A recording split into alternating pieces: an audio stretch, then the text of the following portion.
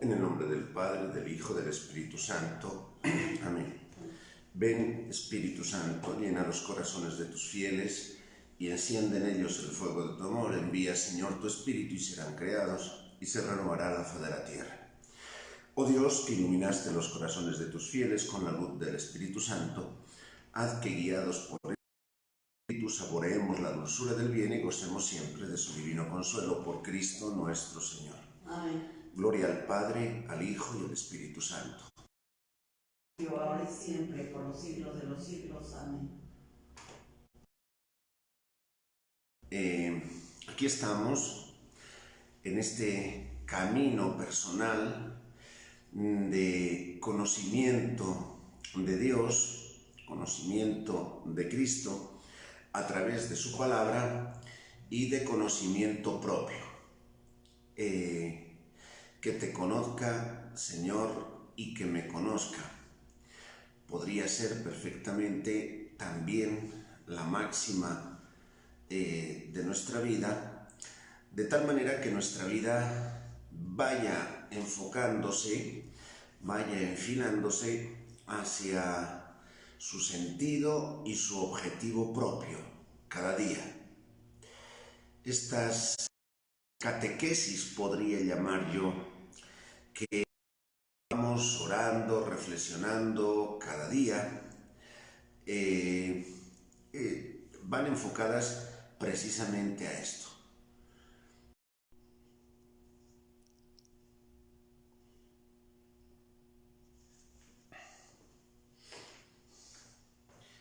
Es que ustedes están conectados.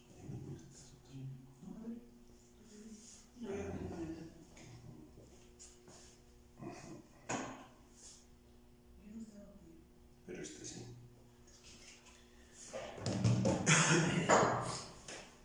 Perdón, pero me dicen que hago referencia a la tecnología, pero es verdad que a veces tiene sus pequeños fallos. Supongo que ahora ya no tendremos problema el resto de las pautas.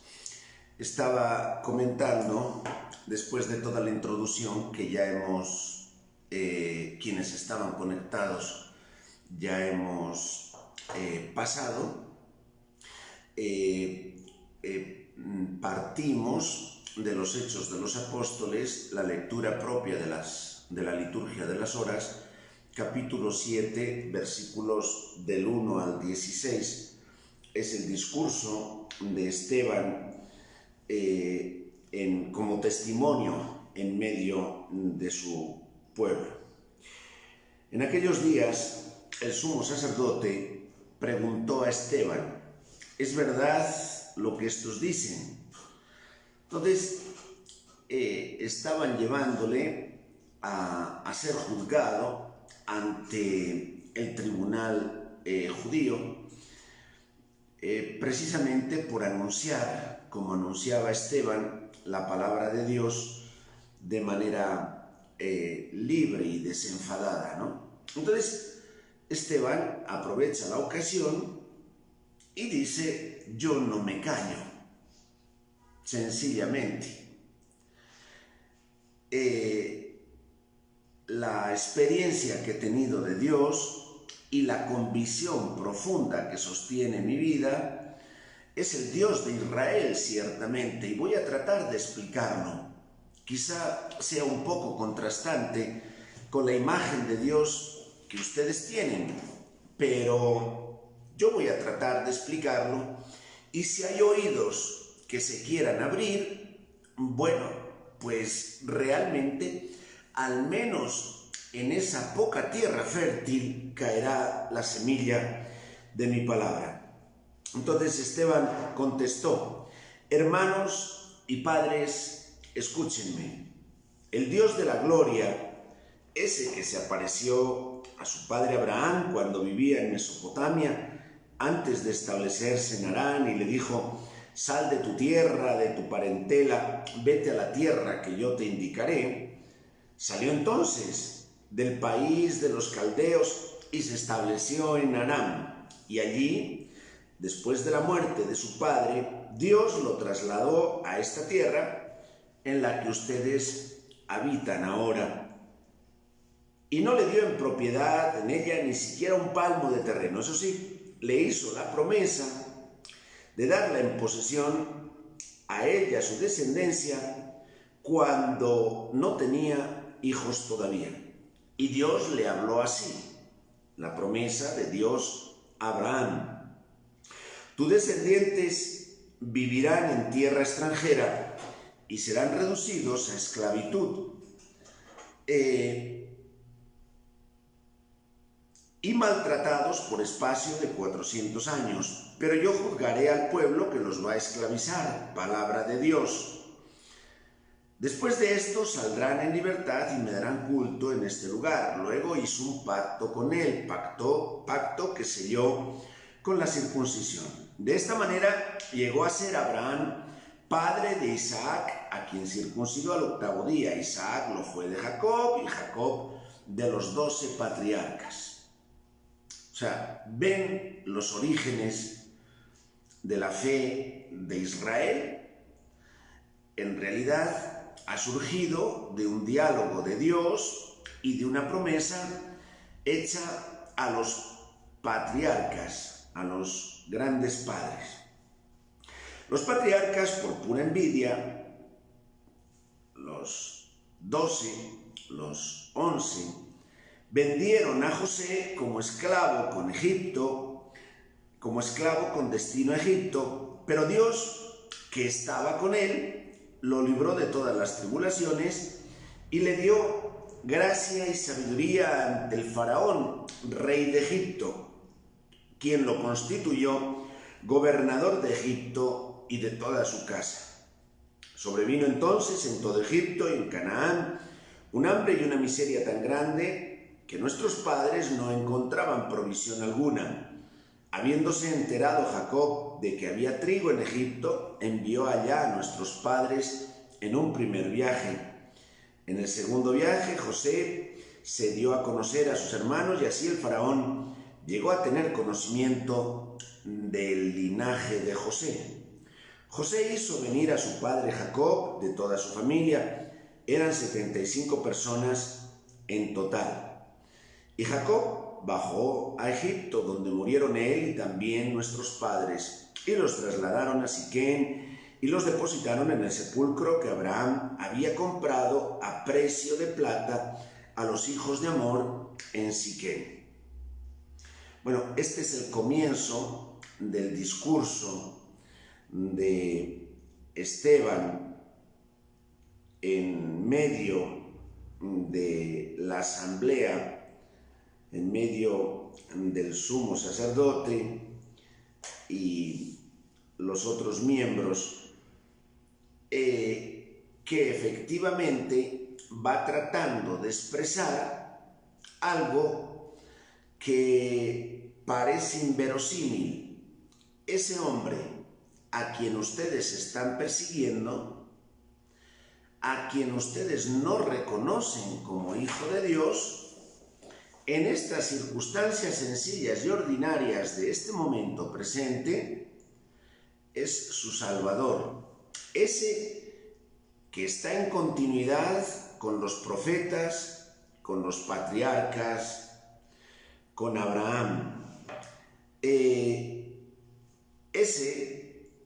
Ustedes están escandalizados y no saben reconocer que se ha hecho presente de manera muy sencilla y clara en sus propias vidas.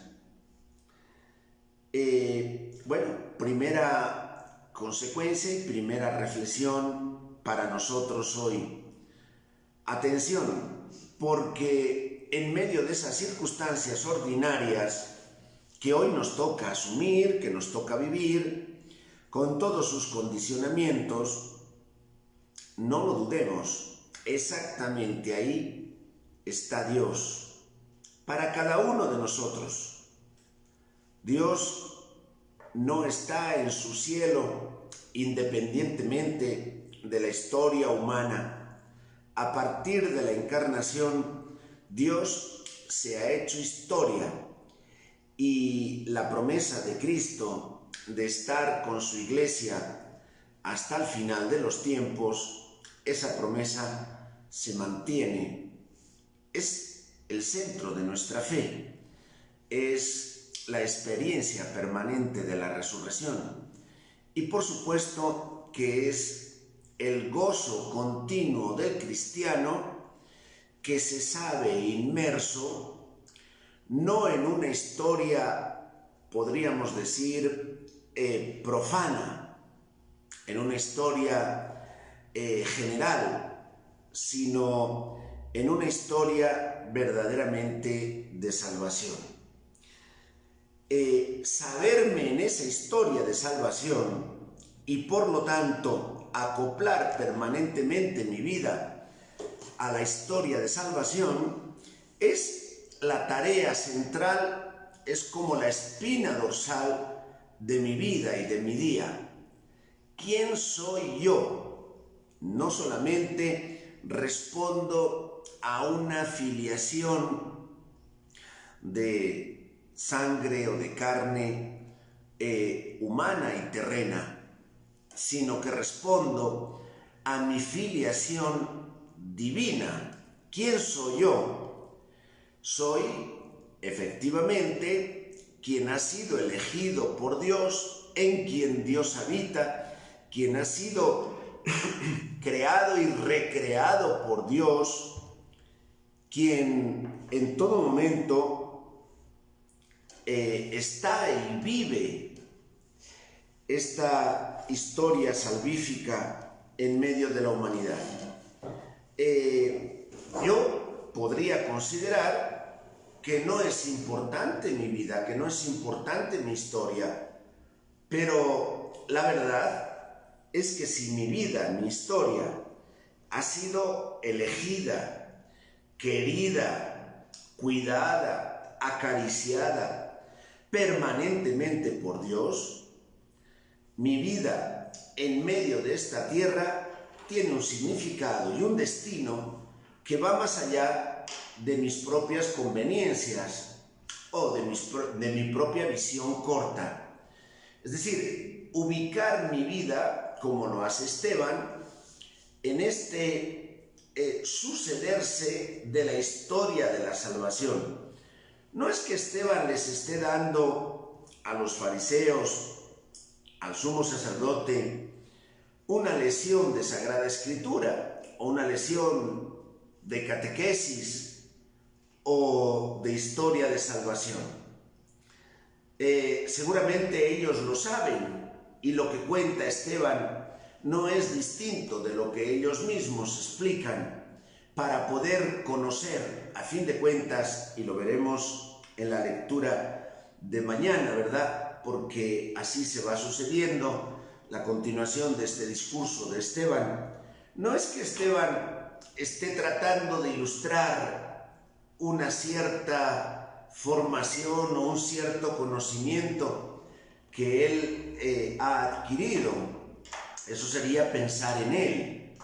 No, Esteban trata de ubicar el momento presente en la historia de la salvación de tal manera que reconozca que mi vida está respondiendo a esa caricia de Dios, a fin de cuentas, frente al mundo y para el mundo. O sea, reconocerme realmente en mi significado frente a la humanidad, frente a mis hermanos, frente al mundo, reconocerme en mi significado frente a la historia de la salvación. Eso me hace salir de mí mismo y me hace ubicarme ciertamente en el plan de Dios, en la voluntad de Dios. Hace ubicar mi propia vocación, no según mis condiciones físicas o condiciones ambientales, sino que me hace ubicar en el plan de Dios y por lo tanto me hace ubicarme en el sentido y en la vida, en la necesidad que van teniendo mis hermanos. Conclusión, yo no puedo hacer lo que quiera. Es decir, me toca hacer, me toca dar esa respuesta de consagración a Dios que diariamente debo reavivar en mi interior. Quizá a veces podemos mirar nuestra propia vida con indiferencia. Ese verdaderamente, yo diría que es una deficiencia, es un pecado cuando se hace. Es decir, mirar mi vida como si mi vida no tuviera mucho valor. Bueno, se podría decir, pues no disfrutes tú de tu vida, pero no prives a los demás de lo que tu vida significa en la historia de la salvación. Sé un poquito responsable y que sepas que Dios permanentemente te adorna con multitud de dones que en realidad son para los demás, no te corresponden. Entonces, hoy, por favor, reparte. Dentro de un rato, yo voy a recibir nuevamente, estoy recibiendo estos días, voy a recibir un camión de víveres. Y curiosamente, aquí en la casa no vemos ninguno. Pero bueno, un camión de víveres que toca repartirlos. Además, son víveres perecederos, o al menos que tienen que estar en refrigeración durante el día. Lo recibiré durante el día de hoy, ¿verdad? Obvio, algunos días he tenido oportunidad, bueno, como un pequeño signo en el que disfrutas de compartir esos víveres por un sitio y por otro. A veces no me da la vida para tanto y simplemente me toca encauzarlos y llevarlos a grandes centros que a la vez los redistribuyen por otras partes de la ciudad. Y la verdad es un buen signo, es un signo bonito durante el día de hoy, y respondiendo ya a esa estructura o organización un poquito de distribución de víveres perecederos. Pero, ¿quién se encarga durante el día de hoy de distribuir como misión propia de la Iglesia ese alimento vital, espiritual, al que estamos llamados a regalar, a distribuir por toda la tierra? Dios o Jesús no nos dijo: vayan y distribuyan víveres en tiempos de carestía o en tiempos de emergencia. Vayan y distribuyan la vida y la gracia de Dios. Ciertamente, esa distribución de víveres perecederos durante el día de hoy, en realidad es una especie de signo. También en la comunidad de los creyentes se preocupaban del servicio a las mesas, de la atención a los pobres, a las viudas, de tal manera que efectivamente la comunidad en su signo más externo esté atendida. Pero como veíamos estos días, no conviene que nosotros, dicen los apóstoles, olvidemos el ministerio de la palabra y la oración. Escojamos algunos diáconos que nos ayuden en este menester del servicio a las mesas, ¿verdad? Y ciertamente durante el día de hoy voy a ser testigo de esa elección de diáconos no ordenados, no nombrados, no oficiales, pero sí de esos voluntarios que de manera honesta y caritativa están dispuestos a distribuir esos víveres entre nuestra gente, entre la Ciudad de México, en este caso y en concreto, ¿verdad? Pues bien, si así y con esa preocupación hoy vamos viviendo este día, ojo, no es esa preocupación propiamente por la distribución de esos bienes materiales, lo que es el eje de mi pensamiento, de mi intención, de la comprensión del sentido de mi vida. Es decir, a mí me toca comprender el sentido de mi vida justamente en esta continuidad con la historia de la salvación y con una referencia transparente, lúcida, hacia Dios mismo, que está presente en este devenir diario de nuestra propia historia. Esta es la tarea fundamentalísima de la Iglesia. Este es el momento en el que estamos y nos toca ir viviendo, ¿verdad?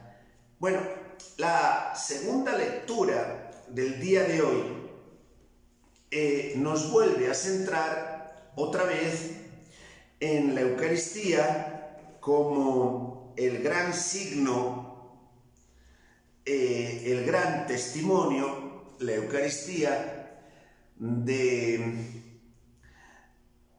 alimento y de viático del creyente en esta tierra. Es la gran herencia del Nuevo Testamento.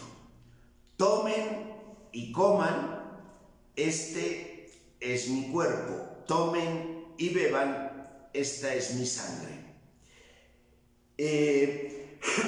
Creo que nunca meditaremos y comprenderemos suficientemente este gran misterio, este gran don, este gran acontecimiento, esta gran verdad, y por lo tanto este gran elemento de nuestra fe.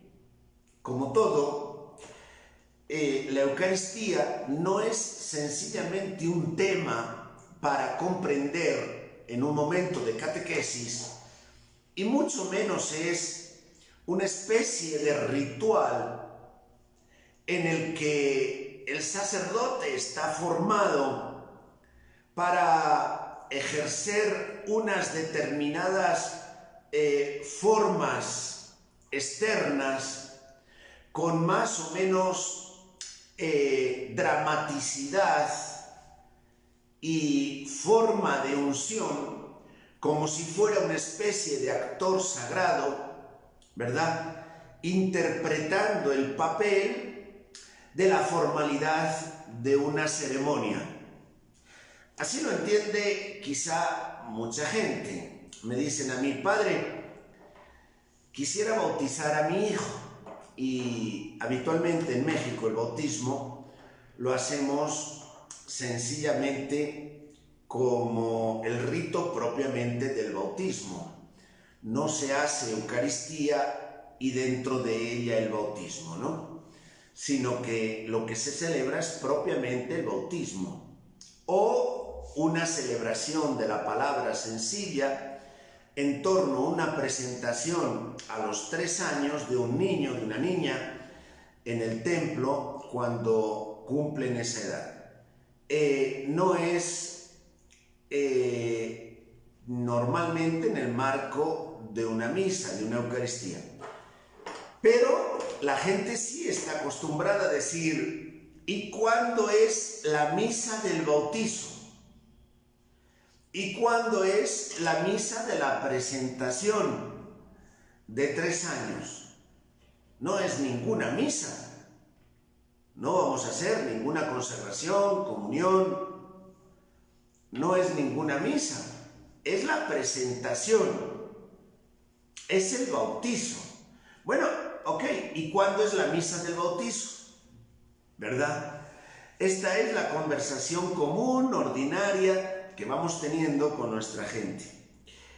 La comprensión que se tiene de la misa es una especie de ritual incomprensible, sagrado, y cuanto más incomprensible y la unción del sacerdote es más dramatizada, entonces más alejado parece de la historia humana y por lo tanto más entra en la esfera de lo desconocido, en la esfera, de lo sagrado, como una realidad absolutamente enigmática y por eso respetada. Bueno, pero no ese es el sentido cristiano, ese es el sentido común de nuestro pueblo y que a veces los sacerdotes todavía fomentamos, evitando catequesis, evitando cercanía, evitando expresión de la presencia de Dios, sencillo, cercano, humano, amigo, y Dios, interlocutor de nuestros corazones. Preferimos entrar en una esfera descomprometida frente a lo sagrado e ir fomentando una especie de religiosidad de ocasiones, pero no una vivencia propia del acompañamiento de Dios a nuestras propias vidas, a su pueblo. Entonces, la evangelización realmente se queda muy trunca de esa manera en nuestro pueblo. Poco a poco tendremos que ir adquiriendo cada vez formas más comunitarias, más cercanas, donde la presencia de Dios vaya estando realmente más presente en medio del pueblo y de los corazones. Por eso, cuando en el día de hoy, en esta segunda lectura, estamos refiriéndonos a los tratados de San Gaudencio de Brescia, obispo. Esta selección de páginas espirituales que hace la liturgia de las horas, hoy entonces nos centra en uno de esos tratados, en uno de esos, podríamos decir, normalmente acoplados y acomodados a sermones, porque en esa forma son redactados, ¿verdad? Bien, el sacrificio celeste, el sacrificio de la Eucaristía, instituido por Cristo, constituye efectivamente esa riquísima herencia del Nuevo Testamento que el Señor nos dejó como prenda de su presencia, la noche en que iba a ser entregado para morir en la cruz. Y este es el gran viático de nuestro viaje, con el que nos alimentamos y nos nutrimos durante el camino de esta vida, hasta que saliendo de este mundo lleguemos a Él. Por eso decía el mismo Señor: si no comen mi carne y no beben mi sangre, no tienen vida en ustedes. Ese gran misterio, el sacrificio eucarístico, no es solamente un sacrificio por parte de Cristo ofrecido en la cruz y propiciando la resurrección, que lo celebramos ciertamente con gloria. No es sencillamente el sacrificio de quedar permanentemente instituido y de quedar presente en el pan y en el vino consagrados. Es fundamentalmente el sacrificio asimilado, asumido por parte del cristiano, que ciertamente vivifica la vida del cristiano, convirtiendo la propia vida del cristiano en Eucaristía, con un signo sencillo de un poquito de pan, de unas gotitas de vino. Con ese sencillo signo del pan y del vino convertido en el cuerpo y la sangre de Cristo, el cristiano tiene garantizada la presencia de Cristo en su propia vida, y por eso también nuestra vida cuando pretende estar como intensamente acompañada de esos rayos, de ese foco de luz que es la presencia de Dios en medio de los hombres. Por eso también el cristiano, y en la tradición católica se ha desarrollado tanto, se pone frente al Santísimo Sacramento, dígase exposición del Santísimo, dígase la presencia de Jesús en el sagrario, en la Eucaristía.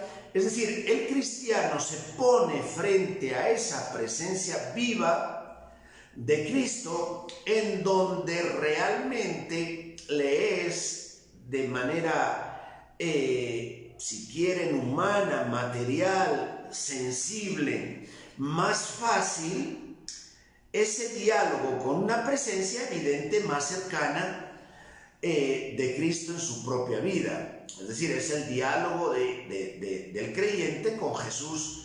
Eucaristía, y por lo tanto la Eucaristía no solo entendida como comunión que recibo, sino la Eucaristía entendida como presencia viva de Dios en ese pan, en ese vino consagrados.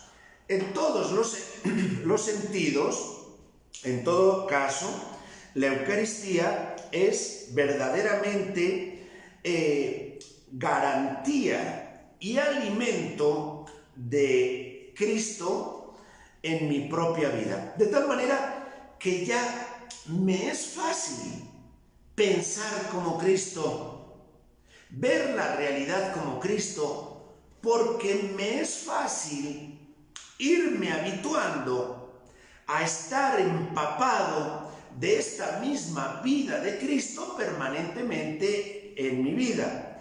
Es por eso por lo que en este caso San Gaudencio lo podemos ver con otras palabras más o menos en infinidad de teólogos, de autores, de padres, de santos padres, de santos a lo largo de la historia de la Iglesia, ¿verdad? Es decir, que en esta vida terrena nuestro alimento ordinario no puede ser otro que Cristo, que ciertamente se nos ha propiciado de esa manera sacramental, cercana, viva y materialmente totalmente presente en la propia Eucaristía. Si no comen mi carne y no beben mi sangre, no tendrán vida en ustedes. ¿Cómo pretendemos, pues, tener vida cuando nuestra vida está enredada, así como el diálogo de Jesús con Marta, ¿verdad?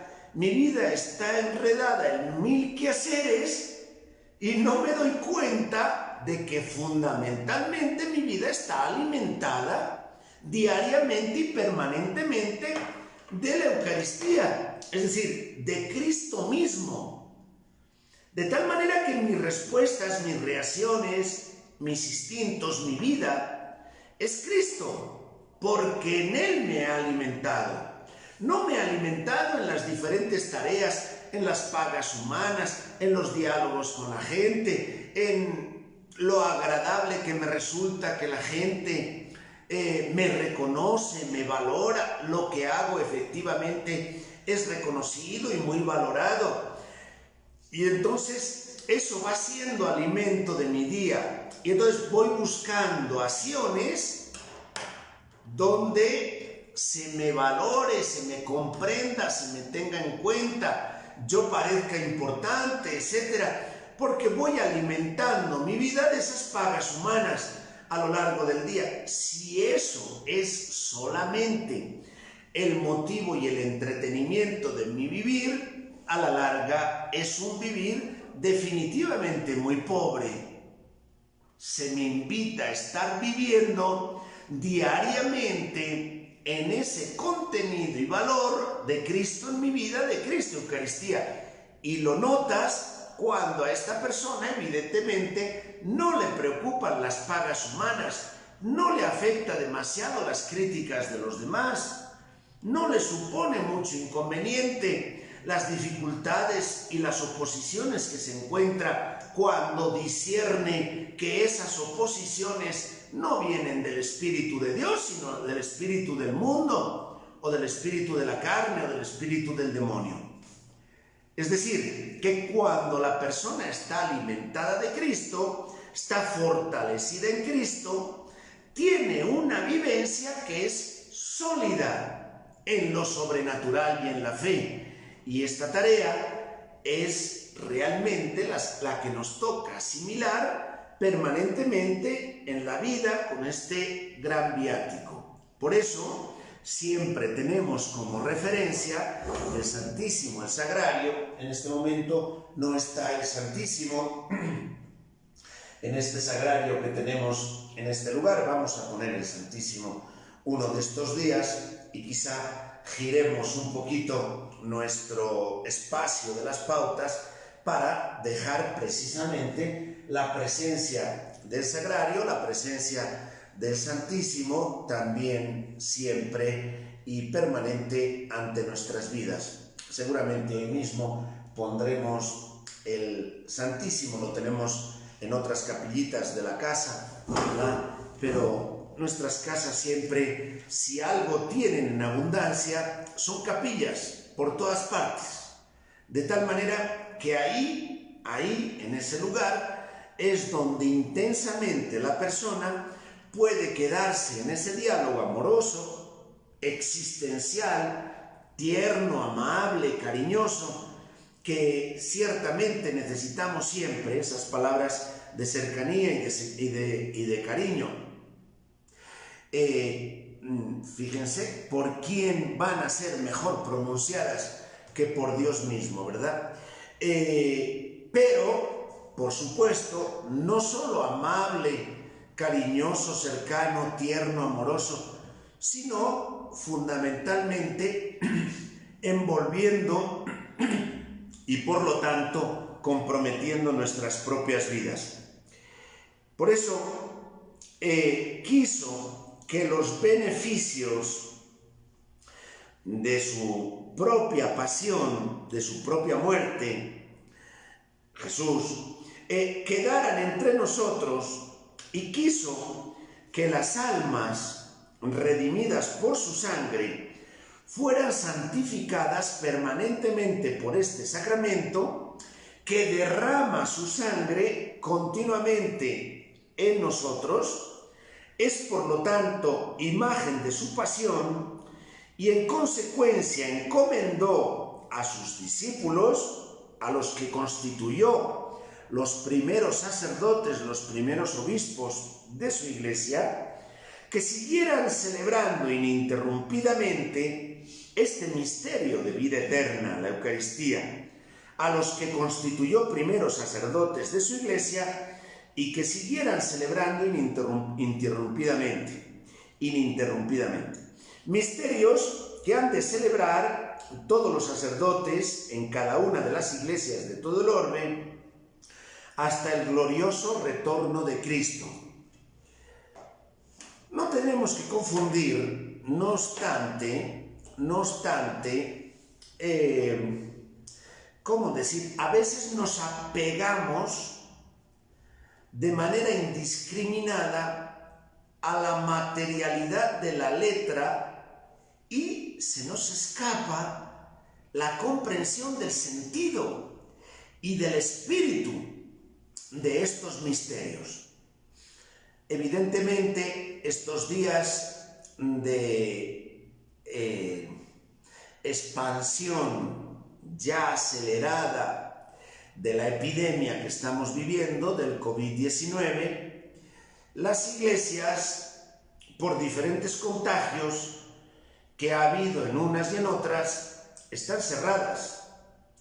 Ciertamente completamente cerradas las iglesias. Y hay algunas voces, incluso algunos sacerdotes, quizá vinculados a sectores ultratradicionales o ultratradicionalistas, que se llevan las manos a la cabeza y dicen: ¡wow! ¿Cómo es posible una iglesia cerrada? ¿Cómo es posible que en los templos del orbe no se celebre la Eucaristía? Bueno, a ver, es necesario tener un poquito de sentido común y saber en la iglesia adaptarse en el espíritu a la realidad de cada tiempo y no por esa realidad dejar de vivir el fondo. Los primeros cristianos no tenían templos. En principio iban a las sinagogas. Y después, cuando fueron expulsados de las sinagogas, la Eucaristía la celebraban sencillamente en las casas. No había otros templos. Estaban en una situación de persecución. En ocasiones, los templos eran las catacumbas. Y en esa situación de persecución, los cristianos vivían con una fogosidad y con una fuerza expansiva la Eucaristía que efectivamente era la vida de la iglesia. Es decir, la Eucaristía, cuidado, no tiene por qué estar vinculada necesariamente a este templo o a aquel otro templo, a la catedral, a la basílica o la Basílica de San Pedro en el Vaticano. La Eucaristía es la historia compartida de Dios entre los hombres y la vida vivida por parte de Cristo alimentando a los cristianos. Yo celebro la Eucaristía cada día, como lo ven en este testimonio a través de estas redes sociales digitales. Es efectivamente la circunstancia en este momento más acomodada a la situación en la que vivimos. Así, pero no podemos comulgar. Bien, en estos días no pasa absolutamente nada que se nos invite permanentemente a esa comunión espiritual que no es otra cosa más que el deseo intenso interno de la comunión eucarística que se realizará efectivamente en la primera ocasión que tengamos oportunidad. De tal manera que esa comunión eucarística que viviremos en cualquier momento próximo en el que pase nuestra contingencia, pues esa comunión será valorada efectivamente como culmen o, si quieren, como núcleo que da sentido a la comunión extendida que vamos haciendo cada día cuando vivimos nuestra comunión espiritual. Eso no quiere decir en absoluto que se esté relativizando la comunión eucarística.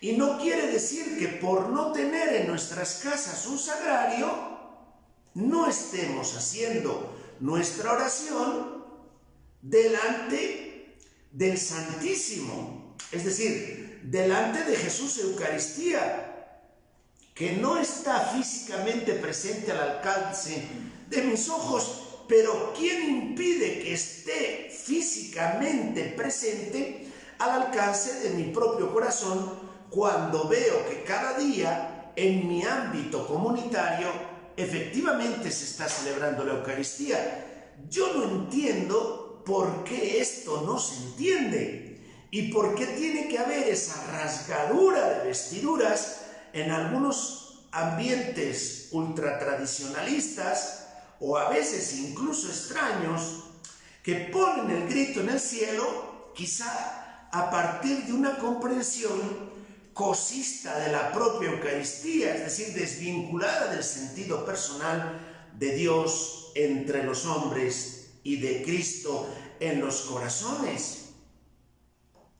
Por eso, hoy no perdamos de vista el vivir efectivamente este misterio eucarístico, aún en la realidad en la que estamos viviendo. El pan formado de muchos granos de trigo, convertidos en flor de harina, se hace con agua y llega a su entero ser por medio del fuego. Por ello resulta fácil ver en él una imagen del cuerpo de Cristo, el cual, como sabemos, es un solo cuerpo formado por esa multitud de hombres de toda raza que llega a su total perfección por el fuego del Espíritu Santo, que efectivamente va compactando ese sentido de iglesia y va haciendo de todos uno. Cristo, en efecto, nació del Espíritu Santo como convenía que cumpliera todo lo que Dios quiere. En su humanidad entró en el Jordán para consagrar las aguas del bautismo y después salió lleno del Espíritu Santo, que había descendido sobre él en forma de paloma, como lo atestigua el evangelista. Jesús, lleno del Espíritu Santo, volvió al Jordán. Bueno, pues de modo semejante, el vino de su sangre, cosechado de esa multitud de racimos de la viña por él plantada, se exprimió en el lagar, el lugar donde se exprime la uva es así llamado, el lagar, ¿verdad? En el lagar de la cruz se exprime la sangre de Cristo, o en la viña de Cristo, por él plantada, y bulle por su propia fuerza en esos vasos generosos de quienes lo viven con fe. Parecería una imagen muy macabra cuando vemos esa tradicional fotografía de San Francisco abrazado a la cruz y bebiendo de la sangre del costado abierto, que emana del costado abierto de Cristo, y que ciertamente alimenta esa vida del cristiano, convirtiendo la vida de San Francisco en la vida de Cristo. Es decir, de tal manera identificado contigo, mi Señor, y bebiendo de tal manera la sangre de tu propia pasión, que efectivamente en mí no hay de otra, se quedan plasmadas tus propias llagas. Ese es el efecto de la contemplación, de la pasión, de la muerte de Cristo por parte de San Francisco, y eso lo recibo de manera sacramental a la hora de recibir el cuerpo, la sangre de Cristo. Entonces, esa sangre que bulle por su propia fuerza en esos vasos generosos de quienes están bebiendo la sangre de Cristo con fe. Los que acaban de librarse del poder esclavizante del mundo, del faraón y de Egipto. Ese faraón y ese Egipto es el diablo y sus sitios, el diablo y sus lugares, es decir, el diablo y sus espacios, donde perfectamente puede quedar aprisionado el cristiano. Cuando yo quedo aprisionado de mis orgullos, de mis fantasías, de mis manías, de mis gustos personales, de mi egoísmo. Ese es el lugar del faraón, el lugar del diablo, realmente el espacio del enemigo de Cristo. Bueno, pues a veces comparte nuestra compañía, sin embargo, con toda la avidez del corazón de ustedes creyente, efectivamente queda alimentado y queda rescatado por ese sacrificio de esa Pascua salvadora del mismo Señor Jesucristo, al que reconocemos presente yo diría que dice en los sacramentos y también en la oración. Es decir, son esos dos ámbitos fundamentales, la oración y los sacramentos, esos dos ámbitos fundamentales de la vida del creyente que cada día nos toca ir como renovando, alimentando, vivificando, hasta que nuestra vida efectivamente en medio de la Iglesia va siendo ese signo de la presencia íntima en nuestro ser de Cristo, cuyo poder no es apagado de la tierra. Es decir, a nosotros como Iglesia nos toca presencializar esa realidad. Y quiero terminar estas pautas. Alguno me dice que son un poquito largas, trataré de abreviarlas un poquito nada más, porque sí que creo que es importante que reflexionemos detenidamente estas catequesis que le dan vueltas a contenidos que habitualmente no reflexionamos suficientemente. Bueno, ese ser Iglesia de esta manera sacramental y de esta manera orante, tiene que traducirse necesariamente en ser Iglesia en comunión con nuestra Iglesia institucional. No puede ser de otra manera. A veces pensamos, no, yo porque oro mucho estoy vinculado a la Iglesia. Es cierto. En el cuerpo de Cristo mi vida tiene mucha relación con la Iglesia. Es cierto, en los conventos o en los monasterios de clausura, ciertamente se realiza ese ser Iglesia en relación con toda la Iglesia.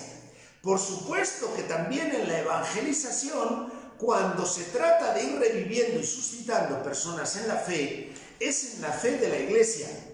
Pero no se nos tiene que olvidar que esa Iglesia, nosotros la vivimos y concretamos en relación con esa institucionalidad, en ocasiones pobre, en ocasiones una Iglesia que va renqueante, con el testimonio de unos cristianos que vamos ahí más o menos, y en ocasiones con antitestimonio, pero frente a ello mi vida no puede ser solamente crítica y solamente de desprecio a esa Iglesia institucional. Es decir, mi vida vinculada con esa Iglesia institucional tendrá que ser permanentemente encarnatoria y por lo tanto solidariamente vinculada de manera radical. En mi caso personal no puede ser más radical el vínculo. El cardenal me dice, órale, hazte cargo de toda una vicaría realmente muy compleja,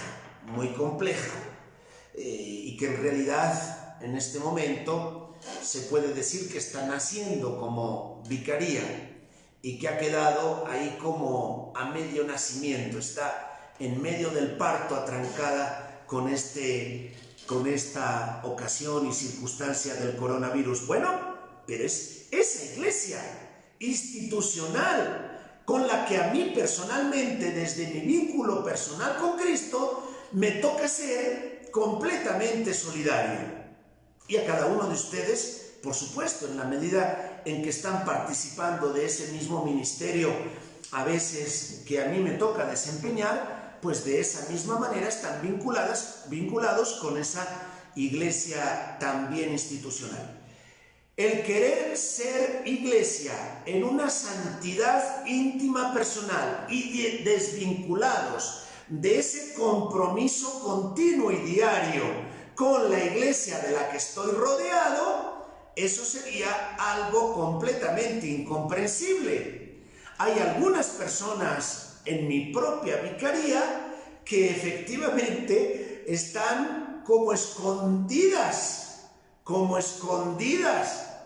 de la influencia que la Iglesia institucional pueda tener, viviendo completamente aparte de la realidad de la Iglesia institucional. Eso no se entiende. En conclusión, entendamos lo que significa la comunión en la iglesia para ser con todos iglesia. Que así sea. Gloria al Padre, al Hijo y al Espíritu Santo. Como era en el principio, ahora y siempre, por los siglos de los siglos. Amén.